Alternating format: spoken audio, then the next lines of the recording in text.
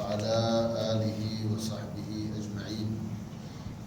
أعوذ بالله من الشيطان الرجيم. بسم الله الرحمن الرحيم. وإذ نجيناكم من آل فرعون يسومونكم سوء العذاب يذبحون أبناءكم ويستحيون نساءكم وفي ذلكم بلاء من ربكم عظيم. وإذ فرقنا بكم البحر فأنجيناكم وأغرقنا آل فرعون وأنتم تنظرون. وإذ واعدنا موسى 40 ليلة ثم اتخذتم العجل من بعده وأنتم ظالمون ثم عفونا عنكم من بعد ذلك لعلكم تشكرون. وإذ آتينا موسى الكتاب والفرقان لعلكم تهتدون. وإذ قال موسى لقومه يا قوم إنكم ظلمتم أنفسكم باتخاذكم العجل فتوبوا إلى بارئكم فاقتلوا أنفسكم ذلكم خير لكم عند بارئكم فتاب عليكم إنه هو التواب الرحيم. صدق الله العظيم.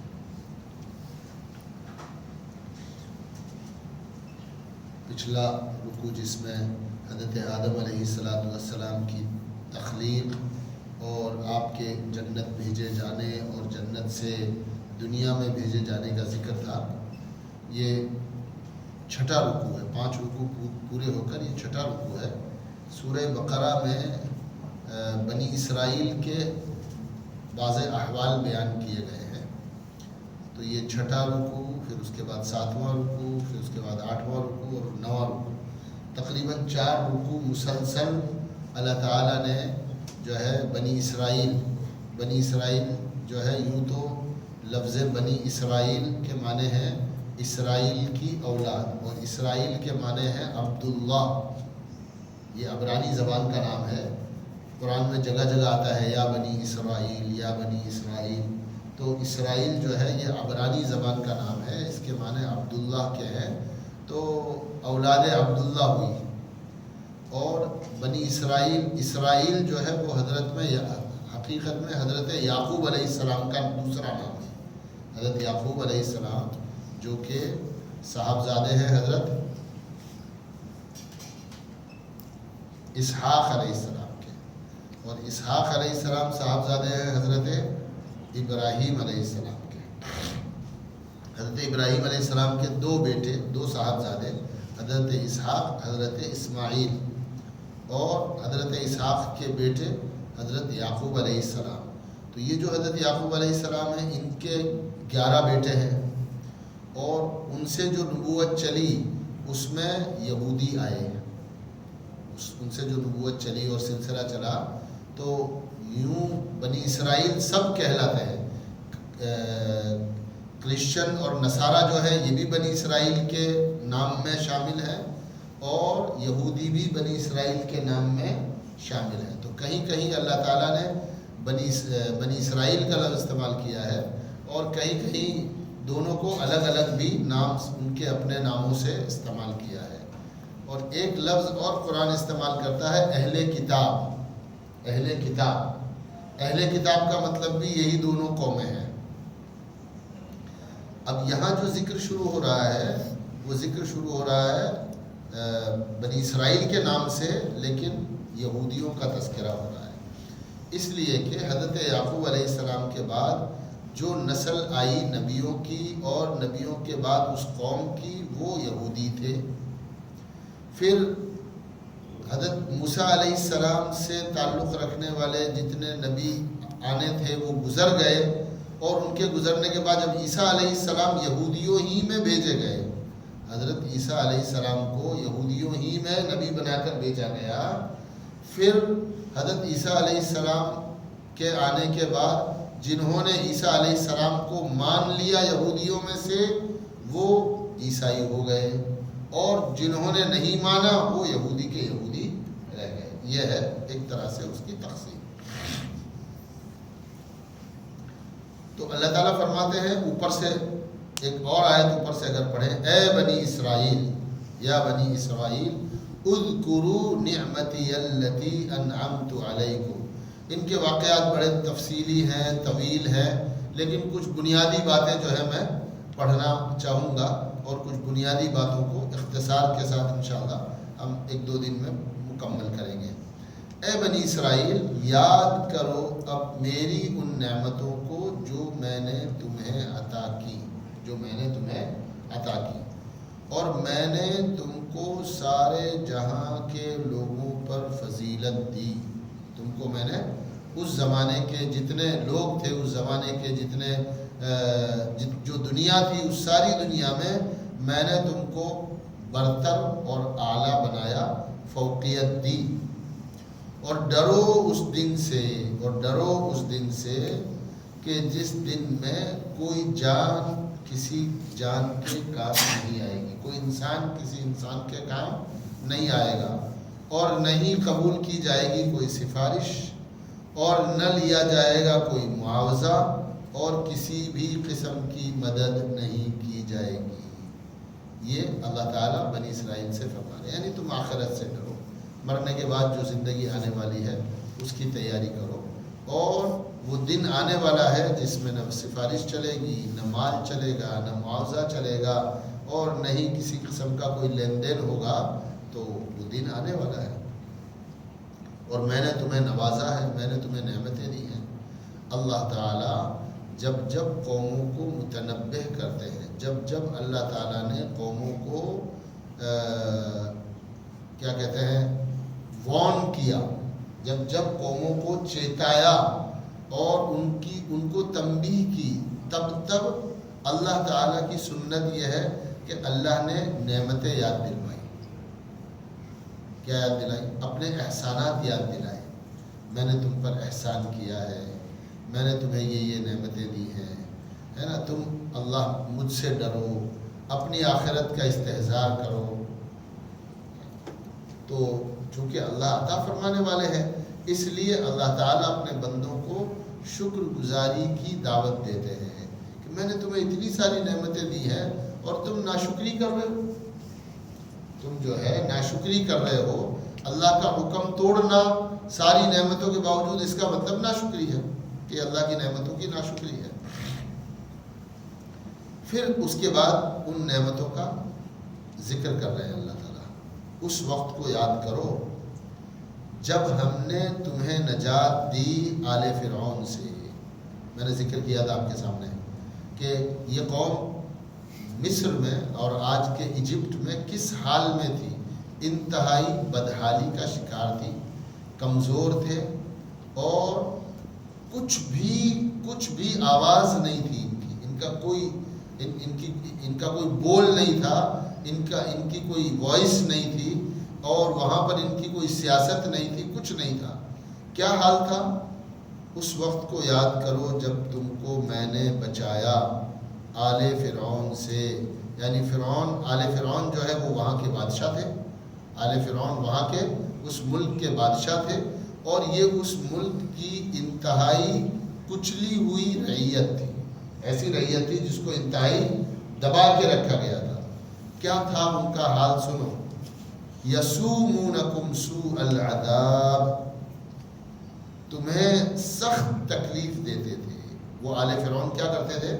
تمہیں سخت تکلیف دیتے تھے. یذبحون ابناءکم، تمہارے لڑکوں کو قتل کر دیتے تھے. ویستحیون نساءکم، اور تمہاری بیٹیوں کو زندہ رکھتے تھے. تصور کیجئے کہ کوئی بادشاہ ظالم ایسا آئے جو کہے کہ یہ جو قوم ہے، اس قوم کے بچوں میں لڑکے پیدا ہو تو مار ڈالو، لڑکے پیدا ہو تو اس کو مار ڈالو، اور لڑکیاں پیدا ہو تو ان کو بیگار کے لیے گھر کی کام کرنے والی کے طور پر، کھیتوں میں کام کرنے والی کے طور پر، باندیوں کے طور پر، ہے نا، ڈومیسٹک ہیلپ کے لیے جو عورتیں کام آتی ہیں، اس کے لیے ہم ان کو کیا رکھیں گے؟ زندہ رکھیں گے. وَفِي ذَلِكُمْ بَلَاءٌ مِّن رَبِّكُمْ عَظِيمٌ، اور اس میں تمہارے رب کی جانب سے ایک بڑی آزمائش تھی، ایک بڑی آزمائش تھی. ویسے وہ مزدوری کی اور غربت کی زندگی گزار رہے تھے. یہ قتل کرنا ہمیشہ سے نہیں تھا، لیکن اس زمانے کے فرعون کو بتایا گیا کہ اس قوم میں ایک بچہ پیدا ہوگا اور وہ بچہ تیری سلطنت کو الٹ دے گا، تیری بادشاہت کو کیا کر دے گا؟ ختم کر دے گا. تو بادشاہ نے سمپل سیدھا سادہ طریقہ اختیار کیا کہ بھئی ٹھیک ہے، ان میں جو بھی لڑکا پیدا ہو اس کو مار ڈالو. نہ پیدا ہوگا سانپ کہ ڈسے گا، کوئی سانپ پیدا ہی نہیں ہوگا کہ وہ مجھے ڈسے گا. تو اس نے فیصلہ کر دیا کہ جو بھی لڑکا پیدا ہوگا اسے مار ڈالو. تو ایسا ہوتا رہا. ایک زمانہ گزرنے کے بعد لوگوں نے اسے متنبہ کیا کہ ایک قوم ہے، اس کے لڑکوں کو اگر ختم کر دیا جائے گا تو ان کی نسل کا سلسلہ ہی ختم ہو جائے گا. ان کی نسل کا سلسلہ کیا ہو جائے گا؟ ختم ہو جائے گا.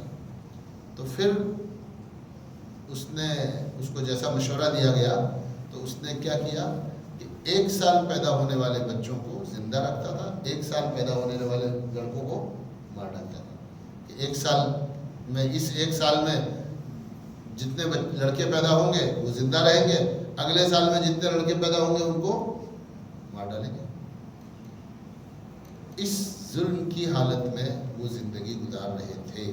اللہ اس کو یاد دلا رہے ہیں، اللہ اس کو یاد دلا رہے ہیں. یاد کرو جب ہم نے تمہیں نجات دی فرعون کی قوم سے. تم کس حال میں تھے؟ وہ تم سے سخت مشقت اور تکلیف کا کام لیتا تھا، تمہارے لڑکوں کو قتل کر دیتا تھا، تمہاری بیٹیوں کو زندہ رکھتا تھا، اور اس میں تمہارے لیے بڑی نشانی ہے، بڑی نشانی ہے. اب یہاں جو باتیں اللہ بیان کر رہے ہیں ان میں کوئی ترتیب نہیں ہے، چونکہ باقاعدہ کوئی قصہ کہانی نہیں سنائی جا رہی، ترتیب سے واقعہ نہیں سنایا جا رہا. اگر ترتیب سے واقعہ سنائیں گے تو اگلی آیت جو ہے وہ بہت دیر میں آئے گی، بہت دیر کے بعد اس کا ذکر آئے گا. حالانکہ فوراً اللہ تعالیٰ کیا کریں، وَإِذْ فَرَقْنَا بِكُمُ الْبَحْرَ فَأَنْجَيْنَاكُمْ وَأَغْرَقْنَا آلَ فِرْعَوْنَ وَأَنْتُمْ تَنظُرُونَ. بڑی باتیں اللہ تعالیٰ یاد دلا رہے ہیں. اور وہ وقت بھی تو یاد کرو جب ہم نے تمہارے لیے سمندر پھاڑا تھا. سمندر پھٹنے کا ذکر اور سمندر پھٹنے کا واقعہ تو بہت دیر میں ہوا.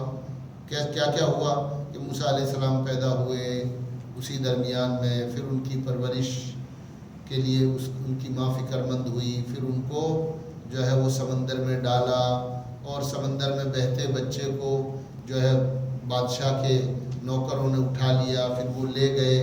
چونکہ بادشاہ لاولد تھا، اس کی اولاد نہیں تھی، تو ان کو لگا کہ چلو اس بچے کو ہم رکھ لیتے ہیں اور اس کی پرورش کریں گے. اس کی کیا کریں گے؟ موسیٰ علیہ السلام وہاں بڑے ہوئے، اس گھر میں رہے، اور پھر جب ذرا جوان تندرست ہوئے تو ان کے ہاتھ سے ایک فرعونی مارا گیا. پھر اس کے بعد وہ مصر چھوڑ کر بھاگ گئے، مصر چھوڑ کر دوسرے ملک میں چلے گئے، مدین میں. مدین جو ہے وہ آج ملک مصر کے باہر، جب مشرق کی طرف آئیں گے، موجودہ سعودی کی طرف آئیں گے، تھوڑا سا اوپر فلسطین کی طرف، تو مدین کا شہر آج بھی آباد ہے.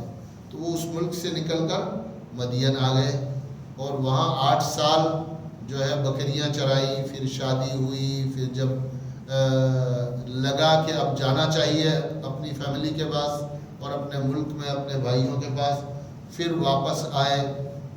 جب واپس آئے تب اللہ نے نبی بنایا، تب ان کو اللہ تعالیٰ نے نبوت دی. راستے میں وحی آئی اور اللہ تعالیٰ نے فرمایا کہ میں اللہ ہوں اور میں تمہیں نبی بنا رہا ہوں، اور تم جاؤ فرعون کے پاس اور اسے دعوت دو کہ وہ اللہ مجھے مان لے اور اللہ کی میری اطاعت کرے، اور بنی اسرائیل پر ظلم نہ کرے، ان کو آزاد کر دے. ان کو کیا کر دے؟ آزاد کر دے. موسیٰ علیہ السلام نے کہا مجھے تو لکنت ہے. تو اللہ تعالیٰ نے فرمایا کہ ٹھیک ہے، تمہارے بھائی کو بھی ہم ساتھ میں نبی بنا دیتے ہیں، تم دونوں جاؤ. اذهبا الى فرعون انه طغى، اذهب الى فرعون انه طغى، اذهبا الى فرعون. تم دونوں جاؤ اور فرعون کو سمجھاؤ تو دونوں جاتے ہیں، دعوت دیتے ہیں، اور ایک لمبا زمانہ گزرتا ہے، معجزات دکھائے جاتے ہیں، ہے نا، سانپ لاٹھی سانپ بن جاتی ہے، ہاتھ جو ہے وہ چمک کر اور چاند جیسا بن جاتا ہے، اور اس درمیان میں ایک لمبا زمانہ گزرتا ہے، اور پھر جب یہ کہا جاتا ہے اسے کہ بنی اسرائیل کو آزاد کر دو، بنی اسرائیل کو چھوڑ دو، تو کہا ہم چھوڑیں گے نہیں، یہ تو ہمارے غلام رہیں گے، ہم کسی بھی صورت ان کو نہیں چھوڑیں گے۔ تو جب موسیٰ علیہ السلام چپکے سے اپنی ساری کی ساری قوم کو لے کر ملک سے نکلے ہیں، اور انہیں پتہ چلا کہ اوہو یہ تو ہماری اجازت کے بغیر ملک چھوڑ کر نکل گئے، تو وہ جو واقعہ پیش آیا، یہ لوگ چلتے چلتے بحر قلزم پر آئے۔ جب مصر کو پار کرو گے آپ، مشرق کی طرف آؤ گے تو یہ سمندر آئے گا جہاں پر سوئس نہر ہے نا، ریڈ سی جس کو کہتے ہیں، بحر احمر، لال سمندر نام ہے اس کا۔ وہاں جب آؤ گے تو دونوں زمینوں کے بیچ میں 2-3 کلومیٹر کا سمندر ہے۔ تو آگے موسیٰ علیہ السلام اپنی قوم کے ساتھ ہیں، اور پیچھے فرعون اپنی طاقت اور اپنے جو ہے اپنے فرعون لشکر کے ساتھ پیچھے آ رہا ہے، تاکہ انہیں پکڑے اور پکڑ کر کیا کرے، واپس لے جائے۔ کیوں کہ یہ تو ان کے کام کے لوگ تھے، ان کی کھیتیاں کرتے تھے، ان کے بچے کھلاتے تھے، ان کے جانوروں کو چراتے تھے، اور سارا خدمت کا بیگار کا کام ہے نا وہ اس ملک میں یہی سے لیا جاتا تھا۔ تو وہ جو بہت ساری نعمتیں بیچ میں آ گئی، لیکن اللہ کیا کرے، وَإِذْ فَرَقْنَا بِكُمُ الْبَحْرَ، وہ وقت یاد کرو جب ہم نے تمہارے لیے سمندر کو پھاڑا تھا، تم سمندر پر آ کر رک گئے، پیچھے فرعون کا لشکر آ رہا تھا، اور تمہاری جان جانے والی تھی، تم پکڑے جانے والے تھے، لیکن اللہ نے کیا کیا، سمندر میں راستے نکال دیے، اور تم سمندر میں گزر کر پار ہو گئے۔ اور جب وہ سمندر میں آیا تو اللہ نے اس کو اور اس کے پورے لشکر کو پانی برابر سرابر کر دیا اور سمندر میں ڈبا دیا۔ کتنی بڑی نعمت ہے اللہ کی، کتنی بڑی نصرت ہے، کتنی بڑی مدد ہے اللہ تعالیٰ کی حضرت موسیٰ علیہ السلام اور ان کی قوم کے ساتھ۔ اور اس وقت کو یاد کرو کہ ہم نے تمہارے لیے سمندر کو پھاڑا تھا، پھر ہم نے تمہیں نجات دی، اور فرعون اور اس کے متعلقین کو ڈبا دیا، اور تم دیکھ رہے تھے۔ دشمن کو ڈوبتے ہوئے دیکھے، دشمن کو مرتے ہوئے دیکھے آدمی، کسی جانی دشمن کو، تو یہ اور ہی بڑا آدمی کے لیے ہوتا ہے کہ میں نے اپنے دشمن کو اپنی آنکھوں کے سامنے مرتا دیکھا ہے، تو آدمی کو ذرا زیادہ اچھا لگتا ہے۔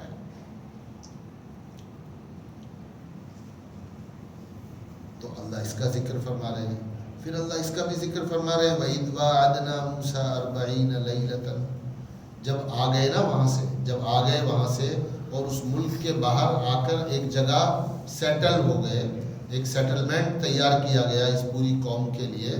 روایات میں آتا ہے کہ 6 لاکھ یا 12 لاکھ قوم تھی ان کی، چھوٹی موٹی آبادی نہیں تھی، اتنی بڑی آبادی تھی، 6 یا 12۔ آپ کم سمجھ کر 6 لاکھ کی آبادی بھی سمجھ لیں، تو وہ 6 لاکھ کی آبادی کو ایک جگہ پر آباد کیا گیا، اور اب جب مطمئن ہو گئے کہ اب دشمن نہیں ہے ہمارا کوئی بھی، ہم جو ہے اس قوم کی تربیت کریں گے، اس کو ایمان اعمال سکھائیں گے، اور اس کو جو ہے آخرت سکھائی جائے گی۔ تو موسیٰ علیہ السلام وہاں موجود رہے ان کے ساتھ۔ پھر اللہ کا حکم آیا موسیٰ علیہ السلام کو کہ آؤ ہمارے پاس، ہم تمہیں کتاب دیں گے، وحی کے ذریعے سے ہم تمہیں کتاب دیں گے۔ اور اس وقت کو یاد کرو جب ہم نے وعدہ کیا موسیٰ علیہ السلام سے 40 راتوں کا کہ آؤ ہمارے پاس اعتکاف کرو۔ تو بہت سے لوگ کہتے ہیں نا چلہ کیا ہوتا ہے، 40 دن کیا ہوتا ہے نا؟ 40 دن کسی عمل کے اثر قبول کرنے کا یا کسی بھی چیز کے تأثر کا ایک سامان ہے، ایک ذریعہ ہے۔ اللہ تعالیٰ نے موسیٰ علیہ السلام کو بلایا اور کہا آؤ یہاں 40 رات ہمارے پاس رہو اور اللہ اللہ کرو، وحی آئے گی اور تم جو ہے اللہ کی طرف متوجہ رہنا، عبادت کرنا، نماز پڑھنا، ذکر کرنا۔ اب وہ تو ایک واقعہ ہے، لیکن پیچھے کیا ہوا؟ موسیٰ علیہ السلام چلے گئے کوہ طور پر، اور یہ تو بت پرست تھے، یہ تو پہلے سے بتوں کی پوجا کرتے تھے، بت پرست تھے۔ اللہ تعالیٰ نے بت پرستی چھڑوائی نبی کے ذریعے سے، تو بعد میں آپس میں باتیں کرنے لگے کہ بھئی اللہ تو نظر آتا نہیں، ہمارا خدا تو نظر آتا نہیں، کوئی شکل بناؤ، کچھ کرو، کوئی مورتی وورتی ہونی چاہیے تاکہ اس کے سامنے ہم کیا کریں، سجدہ کریں۔ تو قوم میں سب نئے نئے مسلمان تھے، پرانی ساری کی ساری عادتیں، رسمیں، رواجات، ہے نا۔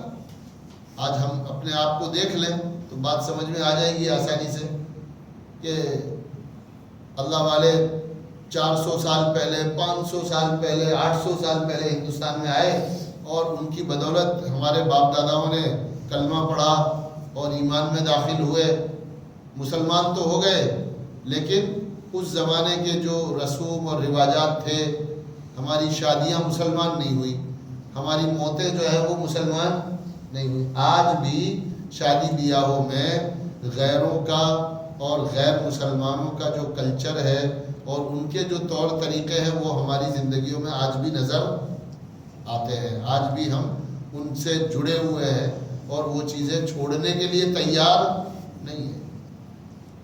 تعجب یہ ہے کہ مسلمان جو ہے وہ غیر شرعی چیزوں کو، بے دینی کو، ہے نا، ایسی رسموں کو جو بالکل یعنی اسلام سے اس کا کوئی جوڑ اور تعلق ہی نہیں ہے۔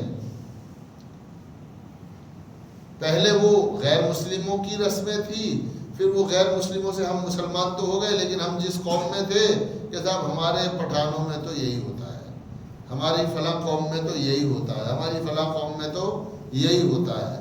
تو شادیاں قوم کی رہ گئیں، موت میت جو ہے وہ قوم کے رہ گئے، اور وہ ساری ان میں سے بہت ساری چیزیں جو ہے آج بھی ہمیں نظر آتی ہیں۔ تو وہ جو باتیں تھیں اس کی وجہ سے کیا ہوا؟ اللہ فرماتے ہیں تم نے بچھڑے کو موسیٰ علیہ السلام کے جانے کے بعد خدا بنا لیا۔ وہاں جو لوگ تھے ان میں سے کسی نے جو ہے وہ جو زیورات لے کر آئے تھے آل فرعون کے، اس سب کو کیا کیا؟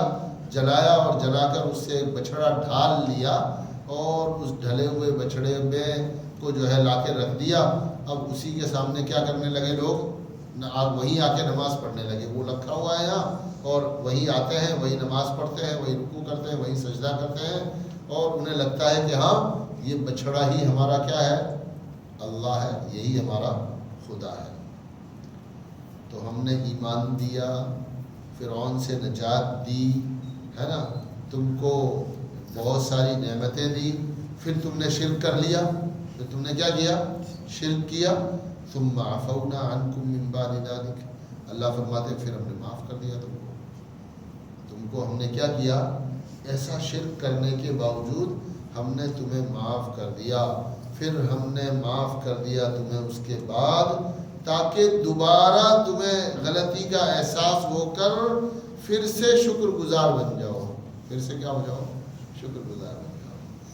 اللہ تعالیٰ کی عظمت، اللہ کی شان تو بہت بڑی ہے، بندوں کو اللہ تعالیٰ بار بار بار بار معاف فرما دیتے ہیں۔ جب آدمی غلطی کر کے اللہ سے توبہ کرتا ہے اللہ معاف فرما دیتے ہیں، جب آدمی غلطی کر کے توبہ کرتا ہے اللہ سے، اللہ تعالیٰ معاف فرما دیتے ہیں۔ وَإِذْ قَالَ مُوسَىٰ لِقَوْمِهِ، اور ہم نے جو ہے موسیٰ علیہ السلام کو کتاب دی اور فرقان یعنی فیصلہ کرنے کا علم تمہیں دیا، تاکہ تم صحیح راہ پر زندگی گزارو، لیکن تمہارا حال کیا تھا؟ تمہارا حال یہ تھا، اللہ فرما رہے ہیں کہ اس وقت کو یاد کرو، ہم تم پر مہربان تھے، ہم تم پر کیا تھے؟ مہربان تھے، تمہاری مدد کر رہے تھے، تمہیں معاف کر رہے تھے، تمہیں نعمتیں دے رہے تھے، اور تمہارا کیا حال تھا؟ تم جو ہے وہ ضد پر اڑے ہوئے تھے۔ اور اس وقت کو یاد کرو جب تم کہنے لگے موسیٰ علیہ السلام سے، موسیٰ علیہ السلام آئے نا 40 راتیں گزار کر، کتاب لے کر آئے، لو جی یہ کتاب ہے۔ اللہ تعالیٰ نے قرآن پاک کو ایک ایک آیت 2 آیت کر کے اتارا، جیسے جیسے ضرورت تھی ایسے 1 آیت 2 آیت 4 آیتیں جو ہے اترتی رہی۔ پہلے نبیوں کو اللہ تعالیٰ کتاب دے دیتے تھے، لو یہ کتاب ہے نا، اس کے موافق اپنی قوم کو آمادہ کرو، اور قوم اس پر کیا لائے گی؟ عمل کرے گی، ایمان لائے گی اور اس پر عمل کرے گی۔ تو موسیٰ علیہ السلام کتاب لے کر آئے کہ لو جی کتاب، تو کیا بات ہوئی؟ اس وقت کو بھی یاد کرو جب تم نے کہا تھا اے موسیٰ لن نؤمن لک، ہم ہرگز تمہاری بات نہیں مانیں گے۔ جس نبی کو ذریعہ بنایا اللہ نے، جو ہے ایک عزت کا اور ایمان کا اور ظلم اور زیادتی سے چھٹکارے کا، اس نبی سے کیا کہہ رہے ہیں؟ ہم ہرگز تمہاری بات نہیں مانیں گے۔ ہمیں کیا پتا تم کتاب کہاں سے لائے ہو؟ حتی نری اللہ جہرتاً، یہاں تک کہ ہم خود اپنی آنکھوں سے اللہ کو دیکھیں۔ دکھاؤ ہمیں اللہ کو، وہی تمہارے پاس ہی کیوں آتی ہے؟ ہمیں بھی لے جاؤ، ہم بھی دیکھیں گے اللہ کو، اور اللہ کہے گا ہمیں کہ میں یہ کتاب دے رہا ہوں، تم موسیٰ علیہ السلام کی بات مانو، تب ہم مانیں گے، بھائی اس کے بغیر نہیں مانیں گے۔ حتی نری اللہ جہرتاً، یہاں تک کہ ہم خود دیکھیں اللہ کو کھلم کھلا ان آنکھوں سے۔ تو اللہ تعالیٰ کو غصہ آ گیا، اللہ تعالیٰ غضبناک ہو گئے۔ فَأَخَذَتْكُمُ الصَّاعِقَةُ وَأَنْتُمْ تَنظُرُونَ، یہاں اس کا ذکر نہیں ہے، اس کا ذکر دوسری جگہ پر ہے کہ حضرت موسیٰ علیہ السلام نے کہا چلو ٹھیک ہے، میں اللہ سے درخواست کرتا ہوں کہ اللہ تعالیٰ تم سے بات کرے۔ تو قوم کے 70 لوگوں کو، قوم کے چنے ہوئے 70 نمائندوں کو موسیٰ علیہ السلام لے کر گئے وہاں، تو کہا ہمیں تو کچھ دکھ ہی نہیں رہا، ہمیں تو کچھ دکھ ہی نہیں رہا۔ اللہ کا غضب نازل ہوا، فَأَخَذَتْكُمُ الصَّاعِقَةُ، ایک بجلی پڑی اور سب وہیں ڈھیر ہو گئے، جل کے ختم ہو گئے۔ ثُمَّ بَعَثْنَاكُم مِّن بَعْدِ مَوْتِكُمْ لَعَلَّكُمْ تَشْكُرُونَ، موسیٰ علیہ السلام کہنے لگے اللہ میاں کیا کر دیا آپ نے؟ 70 مروا دیے، میں وہاں جاؤں گا کیا جواب دوں گا قوم کو؟ قوم تو میرا حال برا کر دے گی۔ میں نے اتنا سارا فائدہ کروایا تو وہ میری بات نہیں مان رہے، اگر یہ 70 مر گئے اور ان کی لاشیں وہاں جائیں گی تو میرا کیا حال ہوگا؟ تو اللہ پاک نے حضرت موسیٰ علیہ السلام کا سے فرمایا چلو ٹھیک ہے، ہم ان کو واپس کیا کر دیتے ہیں؟ زندہ کر کے دوبارہ بھیج دیتے ہیں۔ پھر ہم نے تمہیں زندہ کیا تمہارے مر جانے کے بعد۔ یہ ایک واقعہ ہے کہ اللہ تعالیٰ نے کسی کو مارنے کے بعد دوبارہ زندہ کیا، حضرت موسیٰ علیہ السلام کی وجہ سے۔ لعلکم تشکرون، تاکہ تم کیا کرو؟ پھر سے ہم تم سے یہ امید کرتے ہیں کہ تم شکر گزار بن جاؤ، بات ماننے والے بن جاؤ، ہٹ دھرمی چھوڑ دو، نافرمانی چھوڑ دو، ہے نا، سستی سے باہر نکل آؤ، ہے نا، اور اللہ کے امر کو اپنی زندگیوں میں اتارو۔ تو یہ ساری چیزیں اللہ تعالیٰ ہمیں کیوں سنا رہے ہیں؟ تو قصہ کہانی بیان کرنا مقصد نہیں ہے، ہم اپنی زندگی کو ان کے ساتھ جوڑیں کہ جیسے ہم نعمتوں کی ناشکری کر رہے ہیں انہوں نے بھی نعمتوں کی ناشکری کی، تو پھر ہم میں اور ان میں کیا فرق ہو گئی؟ اگر ہم بھی اللہ کی نعمتوں کی ناشکری کریں، ہے نا، اللہ تعالیٰ نے سب کچھ عطا فرمایا ہے پھر بھی اس کی اطاعت نہ کریں، اس کے حکموں کے موافق زندگی نہ گزاریں اور اپنے آپ کو اللہ سے نہ جوڑیں، اللہ کا تعلق نہ حاصل کریں، تو پھر جیسے ان کو بیچ بیچ میں اللہ تعالیٰ نے سزا دی اور ان کو مارا، ان پر جو ہے الگ الگ طرح کے عذابات اور پریشانیاں آئیں، تو پھر وہ ساری چیزیں ہمارے ساتھ بھی دہرائی جائیں گی، ہے نا، ہم پر بھی تکلیفیں آئیں گی، ہم پر بھی پریشانیاں آئیں گی. تو دنیا میں یہ جو حالات انسانوں پر آتے ہیں یہ سب اصل میں اللہ کی ناشکری کی وجہ سے ہے. اللہ تعالیٰ کی تمام نعمتوں کے باوجود بندہ جب اللہ کا ناشکرا ہو جاتا ہے تو پھر اللہ تعالیٰ اس کو ٹھیک کرنے کے لیے وہ رجوع کر لے، اللہ کی طرف متوجہ ہو جائے اور اپنا قبلہ درست کر لے. اب کیا کر لے؟ اپنا قبلہ درست کر لے. اس لیے اللہ کی طرف سے بندوں پر احوال آتے ہیں. اس کے بعد آگے دوسری چیزوں کا ذکر ہے. تو اللہ پاک یہاں جو ہے اپنی نعمتیں بیان فرما کر ایک قوم کو، اور یہ چونکہ میں نے کہا تھا نا کہ یہ سورہ مدنی صورت ہے، اور یہ ساری کی ساری باتیں جیسے جیسے اتر رہی تھی مدینہ منورہ میں یہودی آباد تھے جو اہل کتاب ہیں، تو انہیں یہ باتیں پہنچائی جا رہی تھی، یہ باتیں انہیں سنائی جا رہی تھی، یہ باتیں ان تک پہنچ رہی تھی تاکہ اللہ تعالیٰ کی توفیق سے وہ واپس سے صاحب ایمان ہو جائے، ہے نا، اور جو باقی دنیا کے لوگ ہیں وہ بھی اس سے عبرت حاصل کریں کہ اللہ تعالیٰ کیسے کیسے اپنے بندوں کو نوازتے ہیں، لیکن اگر بندے ناشکری کریں تو پھر اللہ تعالیٰ سخت پکڑ کرنے والے ہیں. اللہ تعالیٰ سخت پکڑ کرنے والے ہیں. اللہ ہم پر فضل فرمائے، اللہ ہم پر کرم فرمائے. آگے اور بہت ساری چیزیں اس قسم کی ہیں جو انشاءاللہ کل پڑھیں گے. سبحان اللہ، سبحانک اللہم و بحمدک، اشہد ان لا الہ